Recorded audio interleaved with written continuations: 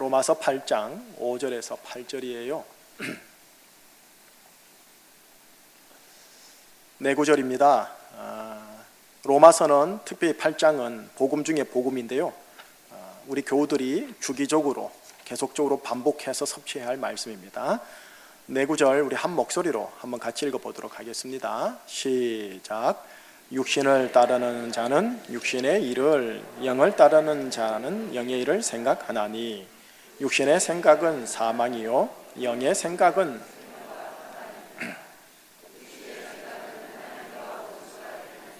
이는 하나님의 법에 굴복하지 아니할 뿐 아니라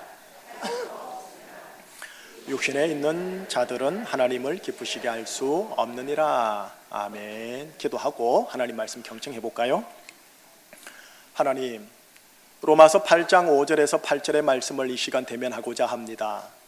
진리의 영, 성령 하나님의 강림하심 가운데 여기 한 분 한 분의 심령, 가난함의 심령으로 하나님의 말씀을 경청하게 싸우니 지성적으로 이해되게 하여 주옵시고, 감정 정서적으로 그덕여지게 하여 주옵시고, 또한 육체적으로 또 의지적으로 하나 되어지는 하나님의 말씀 되게 하사, 말씀을 통하여 피가 되고 살이 되고 생명과 능력이 되게 하사, 제주 광야 여정 어떻게 살아야 할지 이 말씀 붙들고 살아내는 우리 모든 교우들 되게 하여 주옵소서. 가난한 심령 또한 하나님 믿음의 심령으로 말씀을 들을 때 그 믿음 보시고 점진적 치유, 급진적 치유, 관계, 회복, 나의 회심, 회개, 회복으로 일으키는 하나님의 영의 역사가 있는 예배 시간, 또 이 설교 선포 시간 되게 하여 주시옵소서. 예수 그리스도 이름으로 기도합니다. 아멘. 설 연휴에 가족들 모이면 의뢰하는 이야기 중에 나라님 이야기가 있죠. 그리고 정치 이야기하고요. 그리고 온 가족이 예수를 믿으시면 아마 교회 이야기와 우리 교회 목사님 이야기도 꼭 하실 거예요. 그리고 또 하나 조금 민감하지만 조심스럽게 가족, 형제들의 이름을 거명하며 이야기를 합니다. 이 대화의 내용을 가만히 보면 공통된 소망, 희망이 하나가 있어요. 우리 나라님 대통령, 정치인들이 사심 없이 이랬으면 참 좋겠다.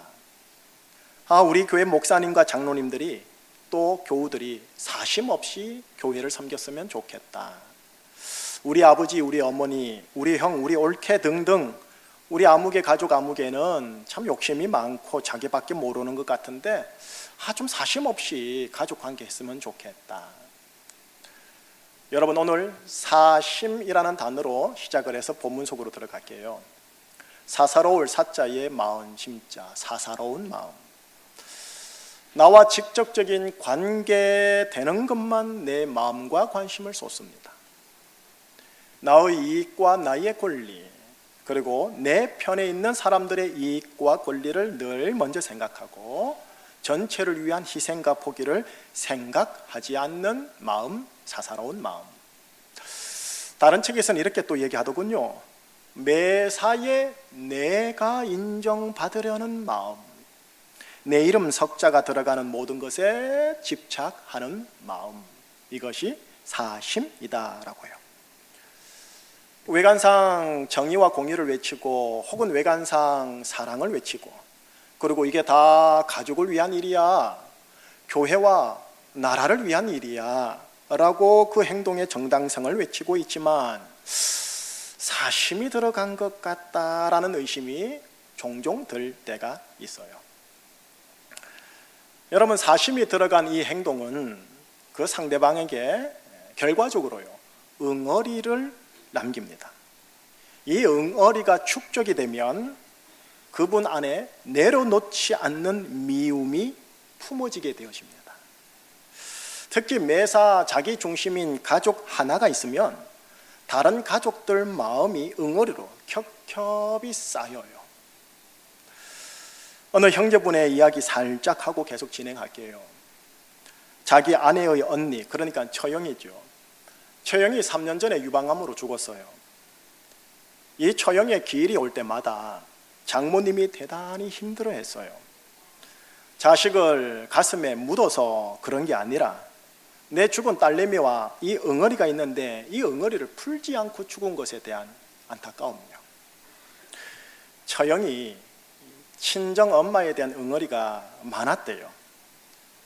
출생하여 지금까지 평생토록 서슴없이 엄마로부터 받은 모진 말과 행동 앞에서 그걸 친정 엄마랑 풀기보다는 마음속에 참고만 살아왔던 인생이었대요. 엄마랑 풀고 싶어도 엄마가 항상 자기밖에 모르는 거친 말과 행동에 그냥 이 처형은 마음의 문이 일찌감치 확 닫혀버렸던 거예요. 유방암으로 죽어가면서요, 끝내 친정 엄마를 향해서 응어리를 풀질 않은 거예요.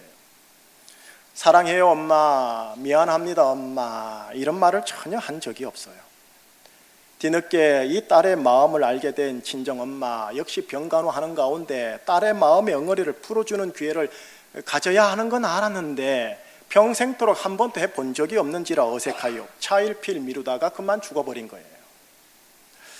처형의 기일이 올 때마다 장모님 우울증으로 인하여 입안이 헐고 얼굴은 퉁퉁 붓고 툭하면 죽고 싶다 합니다. 이 가정사이의 인생 이야기는 여기까지 현재 진행형인지라요. 여러분, 매사에 내가 먼저 인정받으려는 마음, 내 이름 석자가 들어가는 모든 것에 집착하는 마음, 바로 이 사사로운 마음이 우리네 가정관계와 교우관계와 사회관계를 좀 아프게 해요.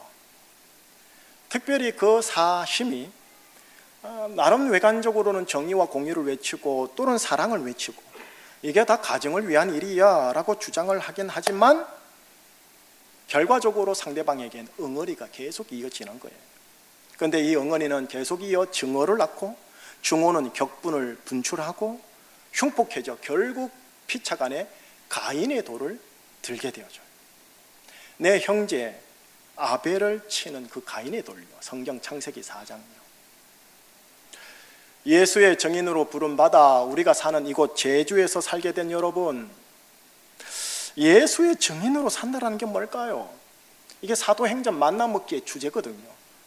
예수의 증인이 되어 땅끝까지 이르러라. 우리는 이미 땅끝 천회 제주에 살고 있으니까 일부러 갈 필요는 없고 이곳에서 어떻게 사는 게 도대체 예수의 증인으로 사는 걸까? 예수 천당 불신지옥 하면서 상대방이 듣든지 아니 듣든지 전도하는 것만을 말하는 것일까? 내가 모르는 자들에게 예수 천당 불신지옥 이렇게 전도하기 이전에 내 가족들에게 예수의 증인으로 산다라는 게 뭘까? 우리 교회 식구들과의 관계성 속에서 예수의 증인으로 산다라는 게 뭘까? 이것이 먼저 되어야 할 텐데 내 가족과 교회 식구들 앞에서 예수의 증인으로 산다는 게 뭔지 우리가 한번 진지하게 생각을 해야 사도행전을 순전하게 이 자리에서 진행시킬 거 아닙니까? 예수의 증인으로 산다 하면요, 그냥 말로 교회 가자, 예수 믿고 구원받자라는 이 전도함을 뛰어넘는 말입니다.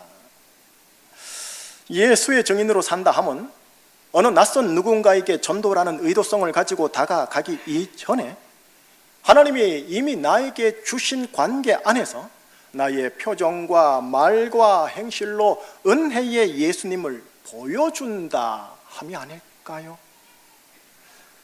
내가 인정받으려는 마음과 내 이름이 들어가는 모든 것에 집착하는 이 마음을 최대한 자기 부인하고 반면 대신 은혜의 예수님의 성품과 생각과 행실을 드러내는 것, 이것이 예수의 증인으로 산다 하는 기본은 아닐까요? 저는 이것을 사심 없는 증인이라고 칭하고 싶어요. 사사로운 마음이 없는 증인. 교회 안에서 사심 없는 목사와 장로와 성도들, 그들이 은혜의 예수님을 각자의 표정과 말과 행실로 드러내고 그렇게 교회 내의 관계를 풀어내고자 하는 것. 가정에서는 사사로운 마음이 없는 아버지와 엄마와 형과 그리고 내가 은혜의 예수님을 나의 표정과 말과 행실로 드러내고 그렇게 내 인생 가정 관계사를 풀어내고자 하는 것, 바로 이것이 예수의 증인이 돼 사사로운 마음이 들어가지 않은 증인이 아닌가 싶어서요. 여러분, 사심 혹은 사사로운 마음, 이 용어와 반대되는 용어를 교회 성경에서 찾는다면 어디를 찾을까요? 저는 바로 빌립보서 2장 5절에서 8절의 말씀이 떠올랐어요. 한번 같이 읽어보시면서 사사로운 마음에 반대되는 것이 뭔가를 보십시다. 같이요. 너희 안에 이 마음을 품으라. 곧 그리스도 예수의 마음이니 그는 근본 하나님의 본체시나 하나님과 동등됨을 취할 것으로 여기지 아니하시고 오히려 자기를 비워 종의 형체를 가지사 사람들과 같이 되셨고 사람의 모양으로 나타나사 자기를 낮추시고 죽기까지 복종하셨으니 곧 십자가에 죽으심이라. 5절을 보면 예수의 증인들아 예수님의 마음을 품으라 라고 명을 하십니다. 날 구원하기 위해 하나님과 동등됨을 포기하시고 자기를 비우시고 자기를 낮추사 십자가에서 죽기까지 하셨던 이 예수님의 행동 안에 바로 예수님의 마음이 있거든요. 반면 사심은요, 자기 권익과 자기 주장을 챙기는 자기 중심성입니다. 조금 더 넓게 보면 자기 사람들의 권익과 주장을 챙기는 자기 중심성입니다. 사회에서는 이를 두고 자신이 속한 진영을 챙긴다 하여 진영 논리, 진영 싸움이라고 합니다. 한편 예수님의 마음은 하나님과 원수되었던 나와 우리의 권익과 구원을 챙기고자 한 마음입니다. 이를 위해 예수님은 하늘 자신의 진영을 떠나 이 땅에 내려왔고 자기를 비우시고 자기를 낮추사 십자가에 죽기까지 한 겁니다. 고로 하나님은 말씀하십니다. 제주에 사는 예수의 나의 증인들아, 이 예수의 마음을 품고 네 가정과 네 교회에 들어가다오. 오늘날 우리네 가정을 얼핏 보면 혹은 우리 조국 교회의 현상을 보면 혈육적으로는 가족인데 보혈적으로는 예수 한 형제 브라더인데 심리적으로 관계적으로는 원수 대하듯 관계가 소원한 자들이 좀 있습니다. 이들과 구별되기 위하여 자기 중심성의 진영 논리를 따라 자기 편을 만들고 세를 불리는 일을 한다면, 물론 세상은 이게 상식이지만 이 일은 예수님의 마음하고는 전혀 맞지 않는 행동일 수가 있습니다. 다시 말하면 예수님을 믿는 예수의 증인이긴 한데 사사로운 마음이 들어간 증인이 되어지는 겁니다. 예수님의 마음은 하나님과 원수 진영에 있던 인간들을 친히 찾아가서 그들을 구원하사 하나님과 화목시켜서 하늘 진영으로 옮기시려고 하신 마음이고요. 결국 예수의 증인이 된다 할 때 예수의 증인은 사사로운 마음을 품은 증인이 아니라 예수님의 마음을 품은 증인이라는 게 전제되어 있습니다. 여러분, 원죄예요. 자기 중심성이라는 원죄가 근본이 되어 사사로운 마음, 사심이 발동합니다. 이 사심이 상대방에게 결과론적으로 응어리를 만들고 이 응어리는 자연적으로 증오를 품습니다. 그리고 증오는 보복으로 이어져 사심으로 나에게 다가온 그 상대방에게 또한 응어리로 재사상시킵니다. 그리고 결국 서로를 향해 피차를 향해 가인의 돌을 던지게 합니다. 어쩌면 이 일련의 전체 과정이 우리 가정 사이의 민낯이 아닌가, 우리 관계 사이의 민낯이 한 부분이 아닌가 싶은 거예요. 바로 이 자기 중심성에서 시작된 사심, 응어리, 증오, 보복, 여러분 이 전체 과정을 통틀어 성경에서 뭐라고 하느냐? 육신이라고 합니다. 의사들이 사용하는 신체, 몸, 바디, 그 말이 아니고요, 우리 안에 있는 죄성적 일체의 모든 말과 생각과 행동을 일컬어 성경에서는 뭐라느냐? 육 혹은 육신, 바디와 구별되게 플래시라고 얘기를 합니다. 바로 이 육신이 예수님의 마음하고 반대되는 마음인 거죠. 여러분, 현실적으로 목사이나 육신적인 목사일 수 있습니다. 성도이나 육신적인 성도일 수 있다는 겁니다. 예수님의 마음이 아닌 사사로운 마음을 품은, 성경 용어로 육신을 품은 신자일 수 있다는 겁니다. 이것으로 인하여 가정과 교회와 사회 안에서 응어리가 만들어지고 나아가 서로에게 가인의 돌을 던지더라는 겁니다. 자, 이제 사심에서 육신으로 왔어요. 이제 오늘 본문 들어가는 거예요.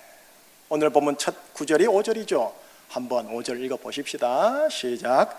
육신을 따르는 자는, 영을 따르는 자는 영의 일을 생각하느니라.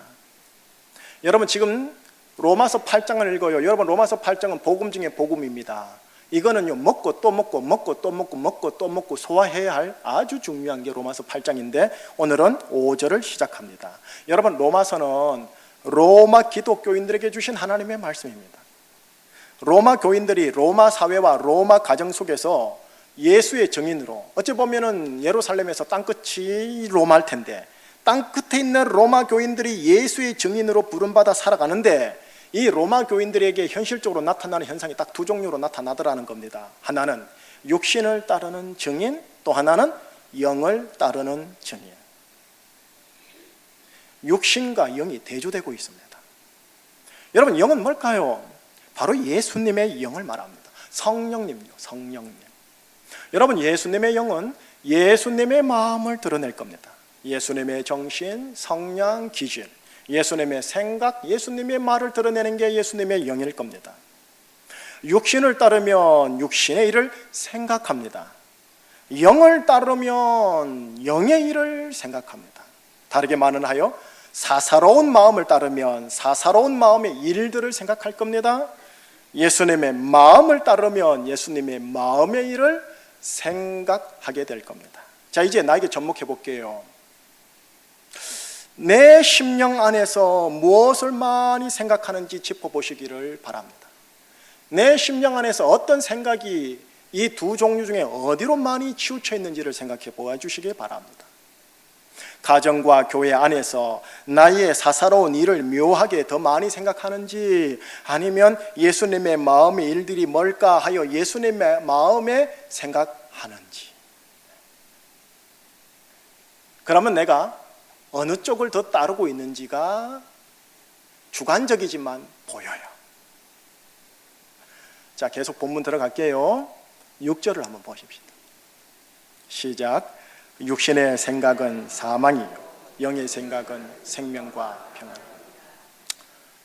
육신의 생각이 있고 영의 생각이 있어요. 한 생각에서 나오는데 두 종류가 나오는 거예요. 여러분, 육신의 생각은 사망이라고 되어 있어요. 사사로운 마음이 들어간 생각은 사망이라는 거예요. 생물학적 죽음을 이야기하는 게 아니랍니다. 개인적인 인격과 심성의 사망적 증세, 그리고 관계상의 사망적 증세가 우리 가정 관계 안에, 우리 교우들과의 관계 안에 나타난다라는 거예요. 반면 예수님의 영, 영의 생각, 예수님의 생각은 결과론적으로 우여곡절이 있다 할지라도 생명과 평안. 여러분, 평안이 뭘까요? 히브리어로 샬롬이라 하거든요. 여러분, 샬롬은 심리적인 용어가 아니에요. 내면적인 심리적인 안정, 평안을만을 얘기하는 게 아니에요. 이거는 뭘 얘기하느냐면 관계상의 평화, 그리고 내 내면의 신체상의 평화, 인격상의 평화, 정서상의 평화까지 다 얘기해요. 그게 건강이라고 얘기하고 생명이라고 얘기를 하죠. 그래서 생명과 평화는 한 세트로 늘 같이 가요. 자, 어떠세요? 우리 가정, 일단 현상적으로 우리 가정은 사망의 수치가 이렇게 높은 것 같으세요? 생명과 평안의 수치가 높은 것 같으세요? 원래 둘 다 있는 거예요. 둘 다 있는데 수치가 어디가 더 높으냐는 거죠. 이번 설 연휴 좀 어떠셨습니까? 이 자리에 나오시기 전까지요. 그리고 우리 가정 좀 말씀으로 진단해 본다면 조금 뭐가 보이시는지요? 여러분, 교회 안에서 목사라 할지라도, 중직자, 항종 직분자라 할지라도 자기 중심성의 사사로운 마음을 품는 것, 교회 용어로, 신앙 용어로 육신의 생각을 품는 것, 이걸 일컬어 뭐라느냐? 육신을 따른다라고 해요. 영을 따른다라고 하질 않아요. 이 육신을 따르는 자를 두고 뭐라느냐? 그 사람이 육신에 있는 자라고 그래요. 오늘 7절을 건너뛰어서 8절부터 먼저 볼게요. 한번 보시지요. 시작. 육신에 있는 자들은 하나님을 기쁘시게 할 수 없느니라. 육신에 있는 자. 육신에 있는 가정, 육신에 있는 아버지, 엄마, 나, 육신에 있는 교회, 육신에 있는 목사와 성도들, 여러분, 이게 가능해요. 그리고 8절 지금 읽고 계시지만 끝부분에 보면 이렇게 되어 있죠. 육신에 있는 가정과 사람과 교회는 하나님을 기쁘시게 할 수 있다, 없다? 없다라는 게 마음이 아파요. 가정 예배가 있을 수 있어요. 가정 식사가 있을 수 있어요. 교회 봉사와 주일 예배가 있을 수 있어요. 그러나 하나님을 기쁘시게 할 수 없을 수도 있다라는 게 우려스러워요. 자, 우리가 한 절 건너뛰었죠. 다시 7절로 돌아갈게요. 좀 더 거북스러운 표현이 실은 그게 있어서 그래요. 같이요. 육신의 생각은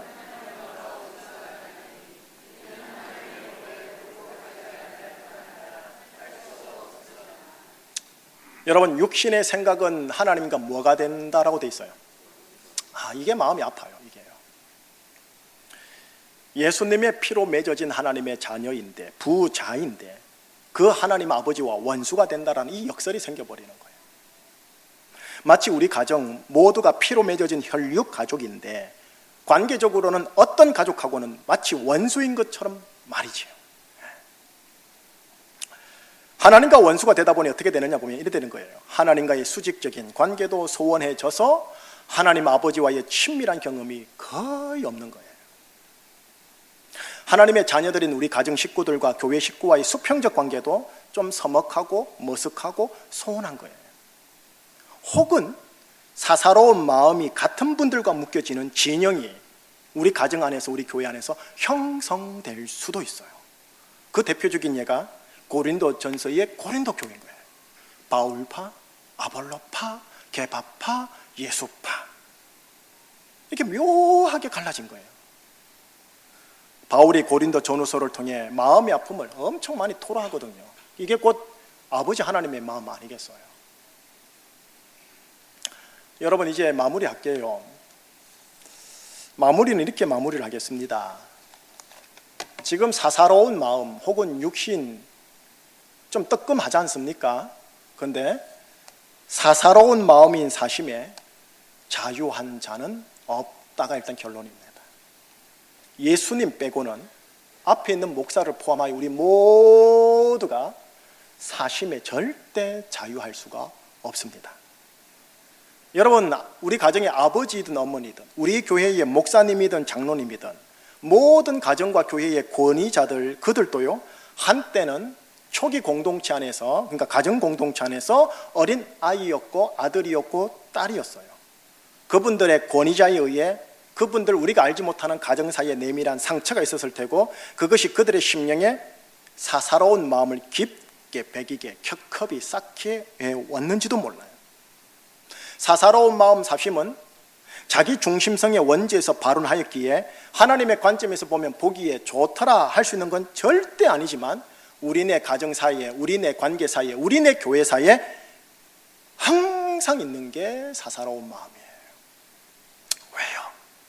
내가 안 다쳐야 하니까, 내가 안 다치고 싶으니까, 나와 비슷한 사람과 가족들과 진영을 구축해야 그 가정 안에서 내가 생존권이 보장되니까요. 그러나 여러분, 사사로운 마음에서 자유할 수 없다라는 것을 결론으로 맺으면서도 또 하나요. 우리는, 여기 계신 우리 모두는 사사로운 마음인 사심으로 살지 말고 예수님의 마음으로 살도록 부름받아 제주에 파송받은 사심 없는 예수의 증인으로 부름받았다라는 것까지 또 기억하자라는 거예요. 우리의 사사로운 마음, 자기 중심성에서 발언하는 사사로운 마음으로 내 가정과 우리 교회를 세울 게 아니라 예수님의 마음을 따라 우리 가정과 교회를 세우는 예수의 증인으로 우리가 부름받아 우리 가정에 내가 파송됐고 우리 교회와 제주에 파송되었다라는 것을 꿀꺽하고 받으셔야 된다는 거예요. 다시 말할게요. 자기 육신을 따르지 않고 예수님의 마음, 예수님의 영을 따라야 할 존재로, 자기 육신으로 생각하지 않고 예수님의 마음과 예수님의 영으로 생각해야 할 존재로 우리가 콜링 받았다라는 거예요. 그리고 교회와 가정에 파송받았다라는 거예요. 여러분, 내 안에는 사심이 있고 예수님의 마음도 함께 있습니다. 성경용어로 말할게요. 육신도 있고 영도 있습니다. 여러분, 이 둘은 죽을 때까지 내 마음의 주인 노릇하려고 싸웁니다. 그런데 이 속에서 누구를 따를 것인가에 대해서는 이제 여러분 각자의 몫입니다. 누구를 따를 것인가? 2015년 10월 어느 한 주일 설교 때 제가 한 설교의 비유를 다시 재탕하고 마무리하겠습니다. 할아버지 인디언 추장이 있었습니다. 손자가 있었습니다. 할아버지는 손자에게 할아버지 마음 안에 일어나는 내면을 말해주고 있었습니다.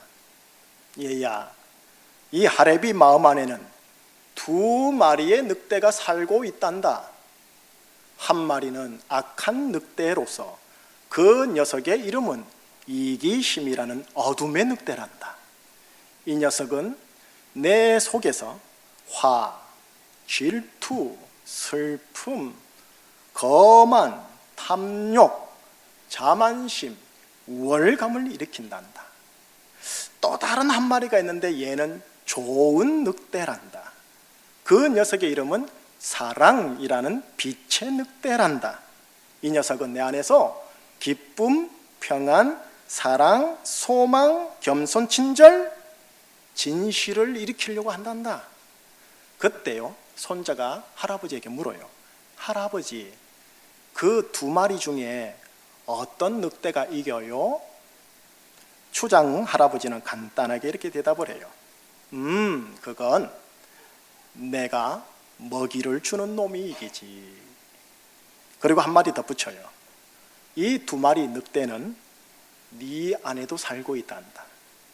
어느 놈을 키울지는 네가 잘 선택해야 한단다.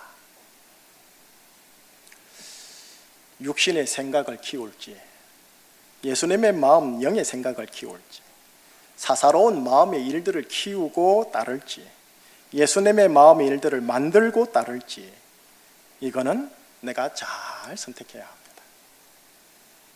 다만요, 우리가 지금 만나먹기 사도행전 하죠. 사도행전의 시작은 사도행전 1장 8절부터예요.